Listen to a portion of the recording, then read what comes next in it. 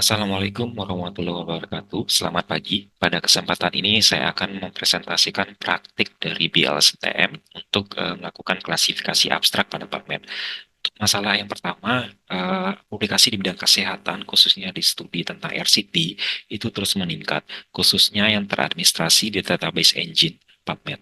Kemudian abstrak RCT itu seringkali tidak terstruktur dan sangat panjang, sehingga menjadi tantangan bagi para peneliti dalam melakukan skimming secara efektif dan cepat.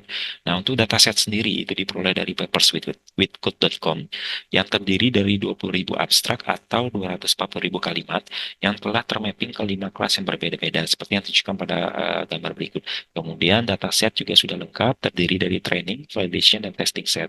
Nah, untuk pembangunan model sendiri itu dimulai dengan proses download dan ekstraksi dataset beserta library-nya, kemudian teks pre-processing, kemudian menentukan spesifikasi dari model, kemudian melakukan pelatihan pada model, dan kemudian melakukan evaluasi pada model.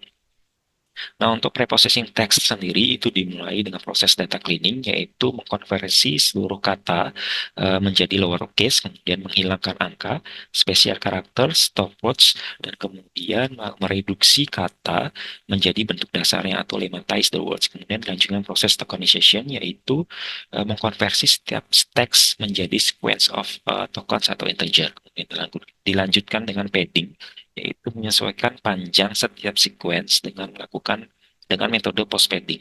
Kemudian diakhiri dengan melakukan encoding pada setiap label atau kelas menjadi bentuk numerical.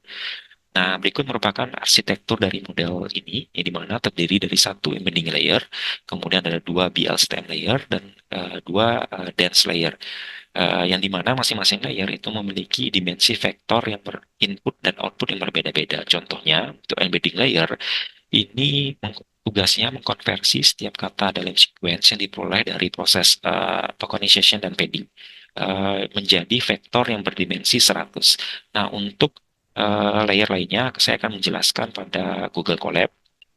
Nah, sebelumnya saya akan menjelaskan hasil dari tokenization, yang dimana menunjukkan bahwa kalimat dalam setiap abstrak itu memiliki jumlah token di antara 0 sampai dengan 40 token.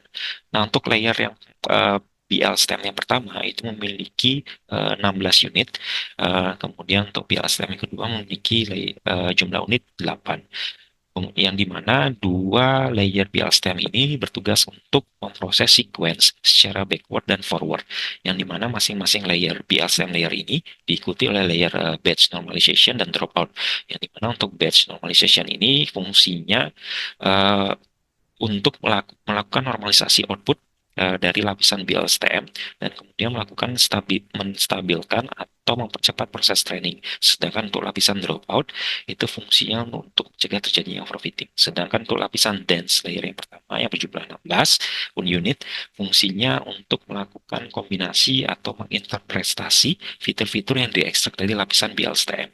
Kemudian lapisan dense yang terakhir yang merupakan lapisan output atau klasifikasi layer. Nah, untuk konfigurasi hypermeter lainnya tidak dapat saya jelaskan pada kesempatan kali ini, namun dapat dipastikan konfigurasi hypermeter lainnya itu sudah yang terbaik untuk model ini. Mengapa? Karena sebelumnya saya sudah mencoba membangun model menggunakan lapisan LSTM yang biasa, namun akurasinya cukup rendah, yaitu 30%.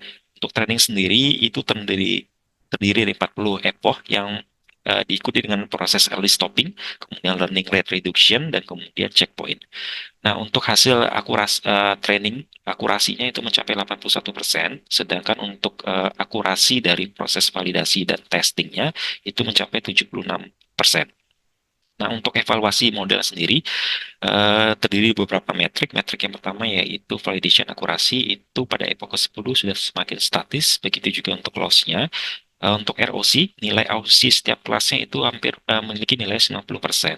Artinya, model sudah mampu melakukan klasifikasi setiap kelasnya dengan baik. Begitu juga dengan confirmation matrix-nya, itu memiliki true prediction-nya lebih tinggi dari false prediction-nya.